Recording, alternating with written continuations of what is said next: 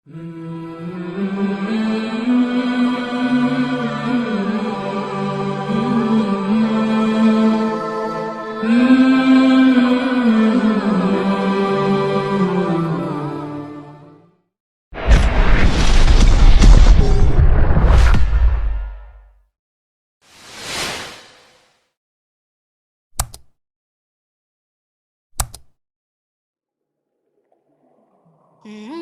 Islam hari ini sering dihina? Islamnya tidak hina, tapi yang hina adalah umat Islamnya. Kalau Islamnya Allah menjaga, kalau Islamnya tetap ya'lu wa la yu'la alaih, tetap tinggi dan tidak ada yang bisa menandingi Islam. Bagaimanapun cara mengotak-atiknya, orang ingin menghancurkan Islam, atau mungkin hari ini ada agama yang percis dengan Islam, kita lihat sampai kapan dia bertahan. Orang cerdas itu rata-rata ketika menyelidiki Islam langsung masuk Islam.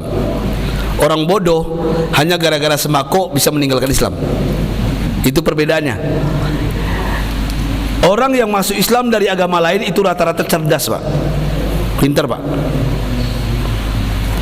Di luar negeri, Pak, itu orang tersentuh dengan Islam, kejadian sesuatu hal spektakuler yang membuat umat Islam terpojokkan dengan kasus entah terorisme, WTC dulu di Amerika. Gara-gara itu, Pak, bukannya Islam berkurang tapi bertambah banyak. Buktinya, Pak, Amerika Idul Adha kemarin membludak, Pak, di lapangan, di stadion, Pak. Umat Islam Amerika itu melakukan sholat Idul Adha di lapangan, luar biasa. Nggak tahu saya, corona entah kemana. Yang jelas intinya apa? Agama ini dijaga oleh Allah. Inna nahnu nadzalna dzikra wa inna lahu lahafidun. Jelas, Al-Quran diturunkan langsung Allah yang menjaga. Betul nggak? Sampai hari ini Al-Quran ada yang menggoyahkan? Mengotak-atik ada. Jadi ayah bunda bapak ibu, saya lanjutkan lagi. Akan datang zaman, kata Rasulullah, umat ini lari dari ulama, dari masjid, dari Al-Quran. Allah berikan penyakit 3 saja kepadanya. Pertama apa? Yurfa'ul barokah min kasbim, diangkat keberkahan dari rizkinya. Banyak orang kaya hidupnya nggak tenang. Mohon maaf saya, banyak bapaknya kaya, anaknya menunggu warisannya, ujung-ujungnya anaknya bangkrut juga. Banyak nggak? Banyak. Ya, jangan bangga bapak kalian kaya. Anak muda, bujang lapuk, jangan bangga bapak kalian kaya. Kalau kalian bukan petarung seperti bapak kalian SD, tidak tamat kelas 2 SD, merantau ke Jakarta, ke Tanah Abang, mengalih kaki limonyo, 3.000 sampai 500, 3.000 sampai 500. Berkeringat dia, tidur di beralaskan apa? Koran dia dulu. Pertama bapak kita itu merantau, sekarang kita menikmati hasilnya tanpa berjuang. Habis, Pak. Anak yang dibesarkan dengan harta, Pak, bapaknya mati, selesai hartanya. Betul nggak? Saya banyak melihat. Tapi anak yang berjuang, ikut gaya bapaknya, dia mencari harta untuk menyekolahkan dirinya sendiri, walaupun ke luar negeri kemanapun dia berjuang dengan dirinya. Anak ini luar biasa, hebat. Dan saya melihat teman-teman saya banyak begitu, termasuk saya ikut-ikutan. Walaupun bapak saya, kata orang bilang orang kaya Tanah Abang, saya dibesarkan ibu tiri saya, tapi saya tidak mau untuk meminta hartanya. Saya berjuang sendiri dari nol, dan itu lebih nikmat, Pak. Makan ikan teri pakai garam, pakai emping, pakai lado, lama, Pak. Ya, berkeringat, hasil jerih payah sendiri, Pak. Betul nggak? Nah, berkah diangkat, dicabut. Yang punya jabatan selesai. Nggak ada, belum tentu orang yang punya jabatan sekarang ini, anggota DPR, anggota Dewan tuh, Bapak Ibu, itu takut sekarang Pak ditangkap KPK. Nggak tenang juga hidupnya itu. Saya sampaikan ini, ya. Yang tenang itu siapa sekarang? Guru ngaji. Ya, datang ke sana ngajak orang ke surga, datang ke sana ngajak orang ke masjid, datang ke sana ngajak orang untuk berbuat baik. Betul nggak? Benar nggak? Ada yang mau 10 orang nyangkut 1 orang, alhamdulillah, selesai. Pergi lagi dia. Paling enak jadi guru ngaji, Pak. yang nggak ada beban. Bebannya paling-paling apa? Ya, bebannya paling-paling ya kenapa umat ini nggak cepat meramaikan masjid, memakmurkan masjid. Itu aja beban kami ini, pikiran kami. Yang kedua, orang kalau sudah jauh dari ulama, jauh dari masjid, jauh dari Al-Quran, penyakit yang kedua Allah berikan apa? Yusallituhum sultanan zaliman. Kita akan diberi pemimpin zolim. Halo? Pemimpin zolim. Saya mau tanya, di Indonesia sudah banyak pemimpin zolim loh. Ya, saya tidak mengatakan RT zolim, RW zolim, saya tidak mengatakan bupati zolim, saya tidak mengatakan gubernur zolim, saya tidak mengatakan menteri, presiden zolim. Kita semua yang hadir ini bisa zolim sebagai pemimpin rumah tangga. Betul bu? Betul bu? Yang seharusnya mencari nafkah kita, bukan bini kita. Akhirnya bini kita jualan online dia, gara-gara kita di PHK. Betul nggak? Banyak sekarang perempuan hebat. Ini barusan WA ke saya, konsultasi. Ya, Ustadz, ada nggak lah perempuan? Boleh nggak perempuan menceraikan suaminya? Ada apa bunda? Suami saya nggak kerja, yang kerja saya. Dia minta uang saya terus. Diam-diam ternyata udah punya bini di Jawa. Uang yang saya kasih dikasih ke bini mudanya. Kucing ayah. Nih, betul pak. WA sebelum saya dari Padang kejar-kejaran tadi, saya baca kata-kata sendiri saya. Nggak boleh bunda, duduk baik-baik, ngomong baik-baik sama suaminya. Ngomong apa lagi Ustaz, udah capek saya, penat saya, letih saya. Ini pula perempuan akhir zaman. Jaga ya bu, jangan sekali-kali katakan cerai kepada laki. Hei, sekarang harus bersinergi. Ini saat-saat yang susah, yang pailit ini. Ya, seharusnya ketika suami sudah di PHK kita bekerja uang banyak. Jangan sombong, jangan angkuh. Nggak ada nenek kita dulu minta cerai sama lakinya. Ada nggak nenek kita dulu? Nggak ada.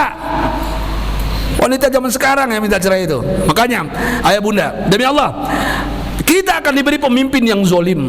Zolim itu apa? Ya mungkin dia tidak ada lagi kewajiban, merasa kewajibannya tidak ada. Akhirnya apa? Dia menyakiti istrinya, membohongi bininya. Di handphonenya ditulisnya namanya Roni, Roni padahal Rini. Betul nggak? Kan zolim tuh, laki-laki zolim tuh. Ya, kadang-kadang di handphonenya Santos padahal Santi. Betul bu? Ada suami begitu di Selayo? Nggak ada. Di Bogor banyak. Selayo ini orang baik-baik semua, laki-laki baik semua. Alhamdulillah. Makanya ya bunda, hei tuan-tuan, kullukum ra'in wa kullukum mas'ulun an ra'iyati. Rasulullah mengatakan setiap kalian pemimpin dan kalian akan dipertanggungjawabkan atas kepemimpinan kalian. Kalau sudah punya bini, punya anak, itu jangan banyak gaya juga lagi. Kalau pengen minta nambah, baik-baik ngomongnya. Baik-baik ngomongnya. Ya, naikkan jajan bini itu. Biasa sebulan kasih 10 juta, naikkan 15 juta. Tidak mencari pun dicarikan itu. Halo. Ini diam-diam udah mati baru kebongkar. Serius pak? Udah mati baru terbongkar pak. Pemimpin zalim ini luar biasa pak. Mohon maaf, di Tanah Abang saya cerita. Pernah nggak saya cerita tentang Pak Haji Tanah Abang? Pernah nggak di sini? Oh sudah pernah, nggak usah lagi. Ya, jadi artinya apa? Begitulah keadaan sekarang pak. Allah berikan pemimpin zolim. Kenapa? Nggak ngerti agama, nggak paham Al-Quran, jarang ke masjid. Di otaknya dunia, di otaknya kesenangan, hedonism, serba mewah, padahal utang banyak. Betul nggak? Kredit semuanya, mengaku milik dia, padahal hutang. Ini pesan saya buat masyarakat Selayo, lebih baik motor Kaptul cash and carry daripada NMAX tapi ngutang. Serius? Handphone aja berutang pak, diiklankan handphone bisa kredit. Gila Indonesia ini, riba itu semua. Halo, ini yang menghancurkan Islam di Indonesia pak, menghinakan Islam di Indonesia ini nih. Kita terpengaruh, tiap hari SMS, bapak dapat uang 175 juta, WA ini, bapak dapat hadiah. Saya jawab aja kucing aja.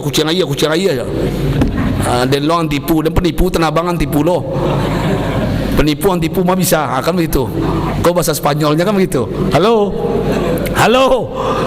Jadi artinya ayah bunda bapak ibu, saya ingin mengatakan, tahan. Jangan dahulukan keinginan, dahulukan kebutuhan. Ya bu ya. Bu, kalau nggak sanggup lagi beli berdak wardah, pakai pipa 4. Itu maksudnya sama aja. Kalau tidak sanggup beli pipa 4, wudhu diperbanyak, bercahaya wajah itu, tai lalat pun hilang tuh. Halo, wali badak tabah-tabah habis gaji laki ya seminggu, 3 minggu berhutang. Serius Pak. Artinya apa? Hari ini kita lihat Bapak Ibu, pemimpin zolim itu luar biasa, dan pemimpin zolim itu ada di hadapan mata kita. Makanya saya hanya mengingatkan malam ini, ya, hati-hati, hati-hati kalian. Kita sedang diuji, saya pun diuji, ya. Saya teringat dengan apa yang disampaikan Ali bin Abi Thalib. Simak dengan iman, ini ilmu. Apa kata Ali? Al-mar'u yataghayyar fi salas. Orang akan berubah kalau dapat 3 perkara, Pak. Ya, orang akan berubah kalau dapat 3 perkara. Pertama apa? Al-qurbu minal muluk, kalau dekat dengan kekuasaan. Hati-hati Pak. Orang kalau sudah dekat dengan kekuasaan Pak, gayanya ongeh. Baru Pak foto aja Buya Mayaldi, oh, gaya deh dengan gubernur masuk Facebook. Nggak apa-apa, nggak jadi masalah. Ya cuman jangan ongeh. Itu maksudnya nggak jadi masalah. Berfoto kan suatu kebanggaan, hak kita itu. Kalau ada yang berang itu berarti dia iri, itu aja. Ini enggak. Bawa foto dengan Kapolda, bawa foto dengan Kapolri, bawa foto dengan Presiden. Bangga dia, senang. Baru dekat aja udah bangga dia, udah senang dia. Lupa kawan dia. Ada nggak orang selalu begitu? Ada nggak? Saya punya, mohon maaf, ini pengalaman saya. Saya diundang ke Pekanbaru ceramah oleh kantor pajak Pak. Kantor pajak di Jalan Sudirman. Saya di Pekanbaru ada rumah satu. Saya nggak nginep di hotel, saya ke rumah saya. Waktu itu rumah saya lagi direnovasi. Pas nyampe di rumah, ada telepon masuk, Pak Ustadz Oren. Dia nggak tahu nama saya Ustadz Oren, dia tahu nama saya Narlis. Ternyata yang nelpon saya ini teman saya, teman saya Pak. Dia nggak tahu Ustadz Oren. Cuman saat itu, ya, dia bercerita ke saya bahwasanya dia kerja di pajak. Kawan ini meninggi lah, ceritanya berlebihan macam-macam lah. Kawan sama-sama di Jakarta Pak, kawan Pak, ya. Wah, saya alhamdulillah di pajak, gaji saya besar, bla bla bla bla bla bla bla. Ternyata saat itu saya diundang ke kantor pajak.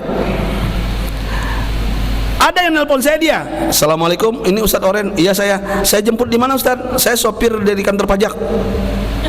Saya nggak tahu siapa yang jemput saya ini. Oh ya, jemput ke rumah Sherlock, Jalan Garuda Sakti, Jalan UK di Panam. Dijemput saya.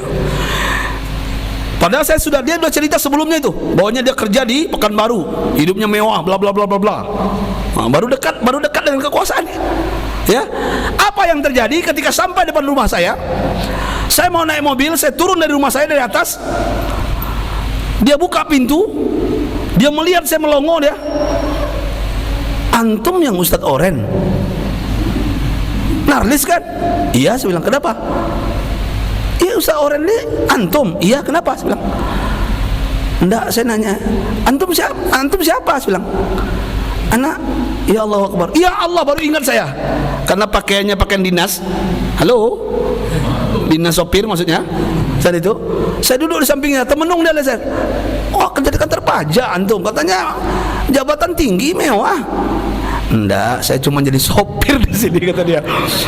Oh, enggak apa-apa, mulia, enggak ada, enggak hina kok, biasa aja. Mau dia pejabat direktur sama aja, enggak jadi masalah, saya bilang. Wajahnya merah, malu, enggak banyak omong di jalan dia sampai ke kantor pajak. Tuh Pak, ini kisah nyata Pak. Ada orang Pak baru dekat dengan kekuasaan berubah Pak. Halo. Baru dekat Pak, baru jadi stafnya Gusmal kemarin, EBRD saya belum kenal, ya. Baru jadi staf Gusmal, saya diundang 3 kali ke rumahnya. Oh, Mas Oren kan? Iya, saya stafnya Pak Gusmal. Oh ya, ada apa? Oh, saya menjaga Ustadz. Untuk apa saya dijaga? Saya udah ada tim saya bilang. Iya, nanti Ustadz dia apa-apain orang gila nanti. Nggak ada, saya punya tongkat, saya tokok kepalanya nanti. Nggak usah dijaga saya. Wah, itu karena itu protokoler katanya. Ya kan, bikin susah juga kalau menurut saya. Halo, saya mau berak, dia masak di depan WC juga nunggu saya. Kan kucing aja namanya itu. Bikin susah saya jadinya. Jadi memang orang baru dekat dengan kekuasaan Pak berubah kayaknya Pak.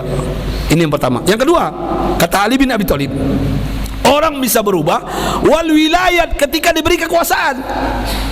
Mohon maaf saya, dulu ketika belum berkuasa Pak, masih menjadi rakyat jelata Pak, rajin ke masjid raya Selayo Pak, rajin subuh berjamaah, Betul nggak? Sayang sama bini, sama anak, ya, disuapi bininya makan. Pas punya jabatan, pintu mobil buka, nggak buka pecat. Halo, ada nggak begitu ini? Ada, saya melihat Pak. Ada, buka pintu. Silakan Pak, siap. Nah, gaya dia Pak, demi Allah. Saya melihat orang-orang seperti ini Pak, berubah ketika diberikan jabatan. Bahkan mohon maaf, ketika diberi jabatan dia lupa istrinya, dia lupa bininya, lebih ingat nama janda daripada bininya. Halo, saya nggak bercanda nih. Oknum pejabat sama oknum ustadz beda tipis masalah perempuan ini. Mohon maaf Buya, saya buka rahasia kalian. Marah-marahlah kalian sama saya, ya, karena banyak yang saya tangkap masalahnya, ustadz ini juga, ya. Jadi artinya apa? Orang akan berubah kalau diberi kekuasaan. Berubah apa? Kadang-kadang yang lebih parahnya lagi apa? Dia nggak pernah mengunjungi emaknya. Kurang ajar nggak? Yang membesarkannya, yang dia pernah nginap 9 bulan 10 hari dalam perutnya, yang bersibahkan darah melahirkannya, bahkan menyusuinya 2 tahun tanpa bayaran. Dia lupakan karena jabatan Pak. Pulang nak, mak rindu, sibuk mak, nggak bisa doh, kamu transfer debiti. Iya. Kalau ada anak model ikut 3 orang, ibu-ibu bunuh 2, tinggalkan cik buat sampel contoh barang, jangan bunuh sadonyo. Halo, banyaklah gaya. Jabatan tuh lama nggak? Paling 2 periode selesai. Ya, orang berubah kalau diberi jabatan. Ketiga, orang akan berubah wal ghina min ba'dil fakri, ketika diberi kekayaan mendadak pada sebelumnya miskin. Dulu dia karyawan di Tanah Abang, dia datang dari Solo, karyawan di Tanah Abang, mangke-angke barang doa, karena ganteng, rambut belah 2, mirip Beckham, mirip Ronaldo tuh, ganteng dia. Aku angkut dia, angkat-angkat barang dia. Habis itu karena dia rajin, dilihat oleh Pak Haji ini, diambil menantu Pak. Banyak kejadian Pak, orang-orang Solo ini banyak Pak, mohon maaf, diambil menantu. Pengen menantu, buka toko di Blok A cek. Yo, siap mertuaku. Kan begitu, bukalah cek, bergaya punya den. Dia lupa pulang kampung sama maknya, dia lupa dengan keluarganya, dengan sanak familinya, dengan saudara kandungnya Pak. Demi Allah saya sampaikan, lupa. Dia kaya mendadak, bahkan dia tidak mau datang lagi ke Selayo, ke Solo ini. Apa? Saya sudah punya rumah di Jakarta, nggak perlu lagi kampung halaman. Saya sudah lupa kampung, apalagi halamannya. Kan begitu? Benar nggak? Lupa dia, kaya mendadak, lupa dia, nggak sadar dia, ya. Akhirnya apa? Orang-orang seperti ini, mohon maaf saya sampaikan, tidak happy ending, bad ending rata-rata. Demi Allah, rumah tangga hancur Pak. Makanya Ali bin Abi Thalib mengatakan, faman lam yataghayyar fi hazi, siapa yang tidak berubah kalau dekat dengan kekuasaan, dia tetap tawaduk rendah hati. Kalau dia diberi kekuasaan, dia tetap rajin ke Masjid Raya Selayo subuh berjamaah. Dia tetap sayang kepada emaknya, istri, anak-anaknya. Dia punya jabatan, low profile, tetap apa adanya. Dan dia kaya mendadak. Dia sedekah ke Masjid Raya Selayo. Dia memberi anak yatim piatu, panti jompo, janda-janda tua. Diberi oleh dia. Semakin kaya semakin berbagi dia. Apabila itu dilakukan, kata Ali bin Abi Thalib, fahuwa zu aklin, itulah akal yang sehat, wa khuluqin mustaqim, dan itulah akhlak yang istiqomah. Dan kita merindukan pemuda-pemuda yang hadir ini adalah mereka yang tidak berubah ketika diberikan kekuasaan dan diberikan kekayaan. Amin. Amin ya Rabbal. Jangan berubah kalian. Bawa ini kisah ini pulang. Termasuk juga pembawa acara yang ganteng tadi. Mana beliau tadi? Yang gagah tadi? Ya. Ini calon pejabat itu. Hanya kadang-kadang jabatan ini bikin berubah Pak. Ya, tapi ingat, saya ingin menyampaikan kepada para pejabat pemimpin. Ya, saya ingin menyampaikan kepada kalian, Rasulullah mengingatkan. Apa kata Rasulullah? Irhamu salasata minan nas, kasih 3 golongan manusia. Ini ilmu lagi. Saya main 3 aja tuh. Boleh saya main 3 terus? Ini 3 lagi nih. Karena saya 3 masalahnya. Saya main 3 terus saja. Ya, irhamu salasata minan nas, kasih 3 golongan manusia. Siapa yang mesti kita kasih Ustaz Oren? Rasulullah mengatakan, pertama, azizan zallat, seorang pemimpin pejabat jatuh hina. Sekarang saya tanya, banyak nak pemimpin pejabat di Indonesia jatuh hina? Banyak nak? Terhina? Banyak nak? Ketika ditanya agamanya apa? Islam. Kerjanya apa? Berzina di hotel, ketangkap, infotainment. Halo, dulu ada pejabat dulu sama-sama S3 sama saya dengan penyanyi dangdut pak. Bertelanjang bule di hotel, muncul di YouTube, muncul di internet. Pernah mencari pak? Ambo mencari ya? Ambo mencari pak? Mau cari mana? Nggak seharilan saja doh. Saya mau seharilan mau itu pejabat tuh. Nggak itu saja. Anggota dewan pak. Sebentar lagi orang tuh mau menjadi menteri agama Indonesia pak. Untung nggak jadi. Sempat jadi, kacau dunia persilatan. Betul nggak? Sama S3 dengan saya di Malaysia. Demi Allah, sama S3 dengan saya pak. 2 bulan lagi mau jadi menteri agama pak. Terbongkar aibnya. Ya, makanya Rasulullah mengatakan kasih 3 golongan manusia, di antaranya siapa? Pemimpin pejabat jatuh hina. Hina karena di penjara, hina karena ditangkap KPK, hina karena bermaksiat kepada Allah. Bagaimana caranya? Ajak dia ke Masjid Raya Selayu. Ajak dia kembali kepada Allah. Itu maksudnya. Yang kedua, siapa yang mesti kita kasih Ustadz Oren? Yang kedua adalah gonian kodif takoro, orang kaya jatuh bangkrut. Banyak sekarang pak, di Tanah Abang orang bangkrut banyak pak. Yang ngontrak rata-rata bangkrut pak. Yang punya kedai aja susah, apalagi yang ngontrak pak. Di Tanah Abang tuh pak. Ya, orang Pondok Indah, artis-artis sekarang itu pak. Ada ustaz-ustaz TV itu. Saya sudah 2 tahun nggak masuk TV pak, nggak di Antv, nggak di MNC lagi. Ya lebih enak kayak gini pak, turun ke lapangan begini. Ya, saya 2 tahun udah berhenti. Ya. Dan ternyata orang yang di TV aja, masuk TV aja pak, kadang-kadang bayar listrik rumahnya nggak kebayar sama dia. Halo. Saya untung aja rumah nggak besar-besar kali. Kalau besar pak, bayar listrik aja 5 juta pak. Makanya kalau kayo nanti anak bujang lapuk, jangan bikin rumah kadang-kadang. Biasa aja lah. Mengapa kadang-kadang mana? Hantu isi bego. Anak cieknya, kamar 10 ah. Halo, nggak usah. Ya, sekedarnya aja lah. Apa adanya aja. Kalau perlu, kalau pengen bikin lapangan besar. Kalau pengen bikin rumah besar, jadikan rumah tahfiz, rumah penghafal Quran.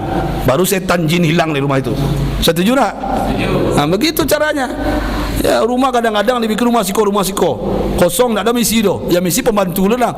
Pembantu nah lama lalu itu. Beguliang yo. Baranang tu bergaya selfie yo. Ketipu lo udah di Facebook. Sangko rumah inyo. Halo. Amo pernah berjumpa orang Monaiko. Pernah masa bawa Monaiko. Ya, gaya ongeh pula tu. Astagfirullahaladzim, la haula wala. Mudah-mudahan tak ada di Selayo. Amin ya rabbal. Amin ya rabbal. Ya. Yang kedua, orang kaya jatuh bangkrut, Pak. Orang kaya jatuh bangkrut. Orang kaya aja susah hidupnya, apalagi miskin, Pak. Sekarang nih, Pak. Betul nggak? Kasih dia. Jadi orang-orang kayak gini, Pak, caranya Pak, ajak ke Masjid Raya Selayu. Insaf lagi. Kita mulai dari nol. Kita cerita tentang akhirat. Dunia ini sementara. Dunia ini bukan tempat tinggal. Kan begitu ceramah saya dulu kan? Dunia ini tempat meninggal. Apa yang kita cari? Sebentar semuanya. Ketika kita memimpin, ketika punya usaha besar, biasa aja berbagi. Banyak usaha kita sedekah, berbanyak juga. Insya Allah berkah semuanya. Ya, tidak ada orang kaya pengusaha saya lihat. Saya barusan dari Payakumbuh kemarin, Pak Haji Tito namanya, yang punya minuman Asri punya kafe Tara, ya, luar biasa. Masih muda, dia orang Batu Sangkar, tapi bininya orang Payakumbuh. Wah, kekayaannya luar biasa. Tapi tawaduknya, rajin ke masjidnya luar biasa, Pak. Subuh itu di masjid, Pak. Saya salut dengan dia. Kalau orang-orang kaya seperti ini semuanya, berkah Indonesia ini. Amin. Amin. Yang ketiga, ini buat ustaz-ustaz ulama, Buya, mohon maaf saya menasihati diri saya juga. Usikum menasibi taqwallah. Yang ketiga yang perlu dikasih siapa? Al-faqih yul'abu bihil juhal. Ini Pak, orang yang ahli fikih, ahli syariat, paham agama, ulama, dipanggil ustaz, dai, kiai, buya, dipermainkan oleh orang-orang bodoh. Tapi orang bodoh itu punya kekuasaan dan punya uang. Ini yang mesti dikasih, Pak. Ada nggak di Indonesia? Ada nggak? Dulu dia berfatwa haram. Sekarang gara-gara uang, jabatan, pangkat berubah. Oh, ini tidak haram loh. Ya, ini mubah. Ada nggak? Tidak menjamin Pak, profesor, doktor, antum lau Pak, kalau sudah berjumpa dengan hadapan dengan jabatan, pangkat, kedudukan Pak, ya luar biasa. Mudah-mudahan kita istiqomah dalam kebaikan. Saya juga begitu. Saya godaan saya besar Pak. Saya godaan saya jabatan ini besar juga Pak, di kampus. Jadi ini jadi itu. Uang haram mengalir juga. Dimakan uang haram itu, dikasih suapi anak bini kita. Mada jadi bini Pak. Halo.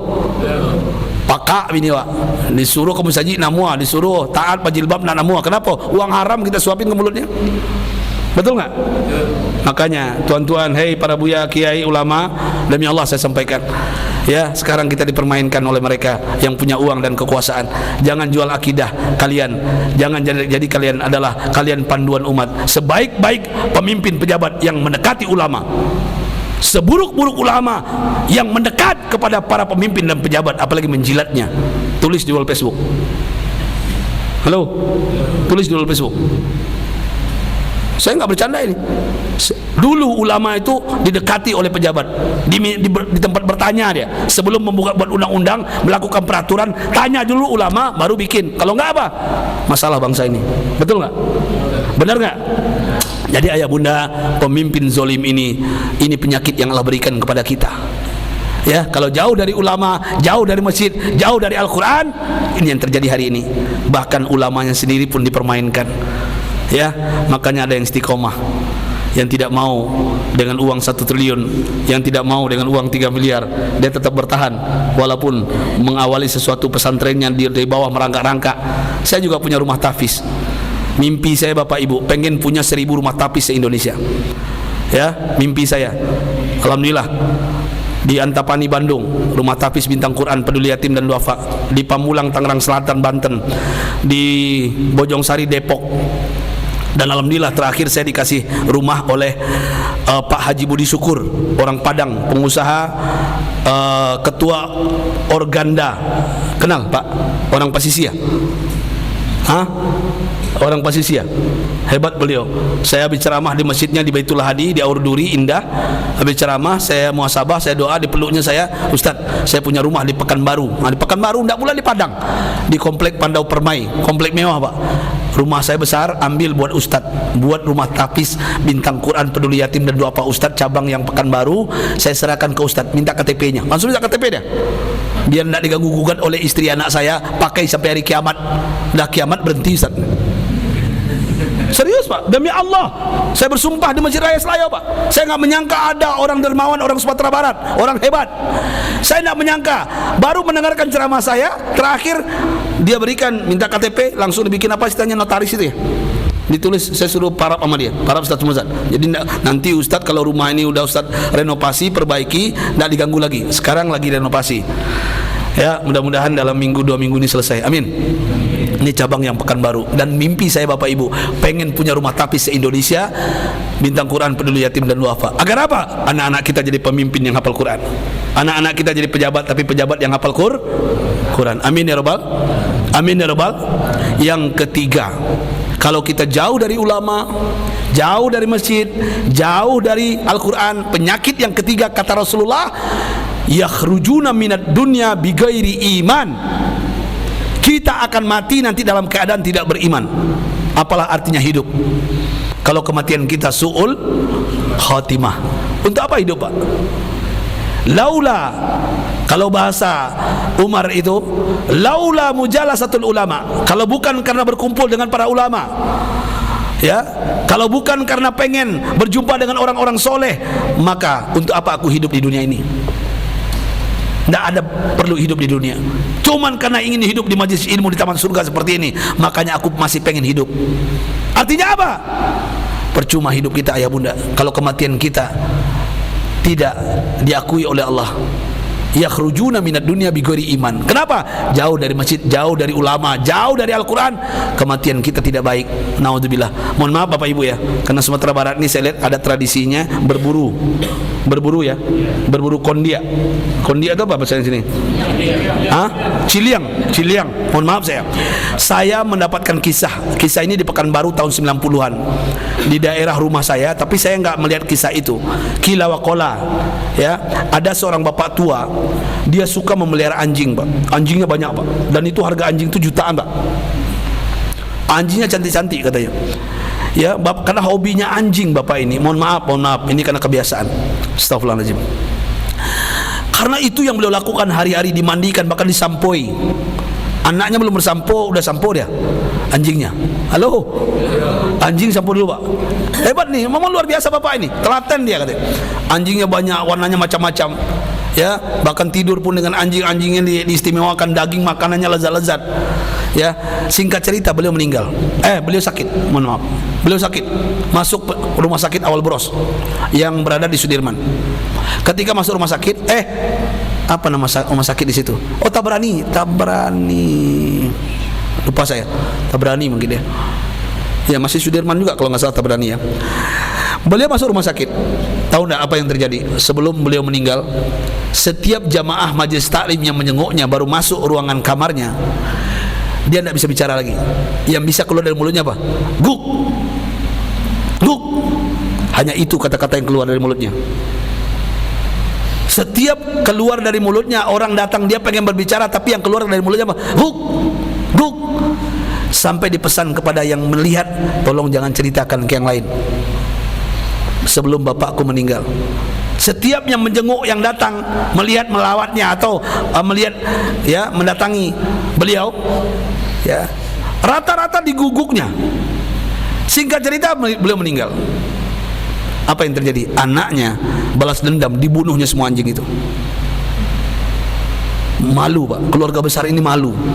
Beliau orang kaya, tanahnya banyak pak. Di Garuda Sakti itu banyak tanahnya pak. Dibunuh anjing itu semuanya karena anak-anak ini malu, dibunuhnya. Tapi beberapa tahun ke depan, di antara anak yang 8 ada satu anak yang hobinya sama dengan bapaknya. Halo. Nah, jadi bakat bapak itu turun ke anak, salah satu anak pak. Hati-hati, bakat yang baik-baik aja lah. Itu maksudnya. Ya pak. Pak, bakat yang baik-baik aja. Ya. Jadi kedua teladan itu yang baik-baik aja buat anak. Ada satu akhirnya dipelihara lagi anjing, dan dia lebih hebat lagi melihara anjingnya. Ya. Dan belum ada mendengarkan kabar kematian. Tapi yang jelas intinya, matan nas bima ya'ish. Yamutul mar'u ala ma asy'alai. Kematian kita Bapak Ibu sesuai dengan kebiasaan hidup kita. Saya ulangi, kematian kita Bapak Ibu sesuai dengan kebiasaan hidup kita. Yang biasanya mancing, matinya di mana? Di kolam pancing lah. Untung lagi berzikir, lagi Ar-Rahman, untung lagi baca Quran. Kalau seandainya lagi nonton film porno, masih mancing, mati, selesai sudah. Ada yang lagi azan, habis azan la ilaha illallah, meninggal. Ada yang lagi tahajud pak. Jamaah saya di Jakarta di Ciledug ada masjid besar namanya Masjid Al-Madinah, orang Padang juga punya, orang kaya ada. Emang orang Padangnya hebat pak. Di mana bumi dipijak, di situ tanah dikaplingnya. Iya, kaya pak. Dia punya Masjid Al-Madinah besar pak. Itu Arifin Ilham tiap bulan ada zikir. Saya menggantikan beliau sekarang. Ya, di depannya Kerepur di Pasar Ciledug pak. Yang tahu ke Jakarta, Tangerang, di Pasar Ciledug itu punya orang awak pak. Hebat orang awak. Beliau udah tua juga, udah mulai agak stroke juga. Sama kayak Haji Bustamam yang punya rumah makan sederhana, itu di Ciledug juga tinggalnya. Pernah undang saya ceramah pak. Ternyata Eka yang tanah datar anaknya ternyata. Tidak jangka juga saya, bupati. Luar biasa juga, orang Lintau. Jadi ayah bunda bapak ibu, ada orang lagi baca Quran meninggal, Ustaz Ja'far, masih ingat? Diundang Mensos, Menteri Sosial dulu Parawansa, Indah Parawansa, sekarang Gubernur Jawa Timur ya. Dia lagi baca Quran, meninggal. Ada yang lagi ceramah meninggal, lagi ceramah begini, bapak-bapak, ibu-ibu, kullu nafsin za'iqatul maut, setiap yang bernyawa pasti mati. Ternyata beliau mati. Beliau mati. Kenapa? Kebiasaannya dakwah, ceramah. Indah nggak matinya? Indah nggak matinya? Tapi saya pernah diundang ke Batam, tabligh akbar pak. Diinapkan di rumah, di hotel mewah pak. Masjid besar Jabal Arafah. Tahu pernah Batam? Ya. Saya di hotel mewah di lantai 11 apa 12 lupa saya. Pagi-pagi hotel itu ribut pak, ribut. Resepsionis ribut. Saya keluar, ada apa? Ada yang mati pak. Di mana? Sebelah kamar bapak. Kenapa mati? Umur 70 tahun pak, mati dipelukan 2 wanita. Hei tuan-tuan, hei tuan-tuan, serius saya nggak bercanda ini kisah nyata. Di sebelah kamar saya seorang bapak tua umur 70 tahun Pak, dipakainya 2 perempuan Pak, mati Pak. 2 perempuan dipakainya, wah ciela mati Pak. Nyoduo. Halo. 70 tahun Pak, 70 tahun. Kalau tahu saya semalam saya bolongin itu kamar hotel tuh. Kalau tahu saya mati Pak. Sekarang saya mau tanya, kira-kira kebiasaan bapaknya apa? Bijang lapuk. Kira-kira kebiasaan bapaknya apa? Itu. Hah? Itu. Nauzubillah. Sumanau. Mudah-mudahan Allah jaga kita jamaah semua. Artinya apa? Makanya di penghujung akhir zaman ini kematian itu sudah wajar, sudah kematian itu sudah wajar. Ini wajah-wajah mau mati semua. Betul nggak? Ini wajah-wajah nggak lama lagi. Dan saya firasat saya ada 2 orang yang mati dalam 6 bulan ini. Saya tidak menakut-nakuti, cuma mengancam. Firasat, ini kan firasat. Saya melihat ada 2 orang. 2 orang. Saya nggak sebutkan, nanti stres pula dia. Ya, dalam 6 bulan ini kita lihat aja nanti. Artinya apa? Kullu nafsin za'iqatul maut wa likulli ummatin ajal fa iza jaa ajaluha la yastakhiruna sa'atan wa la yastaqdimun. Enggak bisa diakhirkan, dimajukan. Mau bunuh diri kita kalau belum saatnya mati, enggak mati, Pak. Terjun kita ke sumur, Pak. Mau mati, kiro sumurnya kariang. Tiba di bawah kironya aman. Banyak rumpui. Wah, enggak dimati doh. Enggak dimati doh, Pak. Kalau belum saatnya enggak mati, Pak. Ditembak kita. Kalau belum saatnya. Tapi kalau Allah sudah menentukan, betul nggak? Benar nggak? Wa makana li nafsin antamuta illa biidnillah. Jiwa ini tidak akan pernah mati kecuali dengan izin Allah. Yakin nggak dengan Al-Quran? Yakin nggak? Makanya ya bunda saya ingatkan di penghujung, wa inna yauman inda rabbika ka alfi sanatin mimma ta'udun. Nanti Allah mengatakan dalam surah Al-Hajj 47, lihat di ujung, sesungguhnya satu hari di akhirat Bapak Ibu sama dengan 125 tahun di dunia. Maksudnya apa Ustaz Oren? 3 jam di akhirat nanti Pak sama dengan mohon maaf, satu hari di akhirat nanti sama dengan 1000 tahun di dunia. 3 jam di akhirat nanti sama dengan 125 tahun kita hidup di dunia. 1,5 jam di akhirat itu sama dengan 62,5 tahun kita hidup di dunia. Pertanyaannya, umat Nabi Muhammad berapa tahun umurnya? Berapa tahun? Beliau bersabda, a'mari ummati ma baina sittina ila sab'ina sanatan. Umur umatku, kata beliau, di antara 60 sampai 70 tahun. Saya melihat di depan saya ada yang 60 tahun kanan kiri. Waspadalah. Hati-hati, Pak. Saya baru 50, Pak. Masih panjang insya Allah. Alhamdulillah. Tapi nggak menjamin, karena kematian tidak menunggu tua, kematian tidak menunggu sakit. Kita harus sepakat itu. Kematian tidak menunggu tua, kematian tidak menunggu sakit. Kematian itu ibaratkan buah kelapa. Kadang-kadang putihnya jatuh, bayi mati. Kadang-kadang yang muda jatuh buat buka puasa. Yang tua sudah pasti jatuh buat gulai jariang. Cubadak. Betul nggak? Artinya apa? Jangan takuti kematian. Makanya di pesantren saya dulu di Gontor, kiai saya memberi pesan, berani hidup, tak takut mati. Takut mati, jangan hidup. Takut hidup, mati saja. Itu pesan kiai saya. Artinya apa? Jalani hidup, nikmati hidup, ya, syukuri hidup. Kenapa? Kita menunggu giliran, Pak. Bisa jadi Bapak Ibu duluan mati, saya belakangan. Atau sebaliknya, saya belakangan, Bapak Ibu duluan. Ya kan? Kita kan tidak tahu. Ya, makanya sadarlah, yang sudah umur 60 tahun saya tidak menakut-nakuti, Pak, cuman mengancam. Orang kalau sudah berumur 60 tahun ke atas, dalam kitab yang pernah saya baca, sehari semalam malaikat Israel pencabut nyawa masuk rumahnya 70 kali kurang lebih. Mohon maaf Bu ya. Bu, yang 60 tahun saya hanya mengingatkan. Artinya apa? Apa yang mau kita bawa? Apa yang kita banggakan? Ujung-ujungnya semua manusia dari Nabi Adam sampai nanti meninggal, mati semuanya. Orang hebat, orang biasa, meninggal semuanya. Makanya berikan yang terbaik kepada Allah. Berikan yang terbaik kepada Allah. Makanya saya teringat dengan sabda Rasulullah sallallahu alaihi wasallam. Apa kata beliau? Khairun nas man tala umruhu wa hasuna amaluhu. Sebaik-baik manusia yang panjang umurnya, baik tingkah lakunya, rajin ke masjid, rajin ibadah, rajin baca Quran, bergaul dengan ulama. Tuh. Seburuk-buruk manusia, ya, yang panjang umurnya, tingkah baru tingkah lakunya. nggak pernah sadar dia. Padahal Allah masih sayang kepadanya agar dipanjangkan umur untuk bisa berubah, tapi nggak berubah juga. Ada nggak? Ada nggak? Jangan Bapak Ibu percaya dengan mitos. Orang kalau bayi itu capek matinya. Nggak ada itu. Siapa bilang?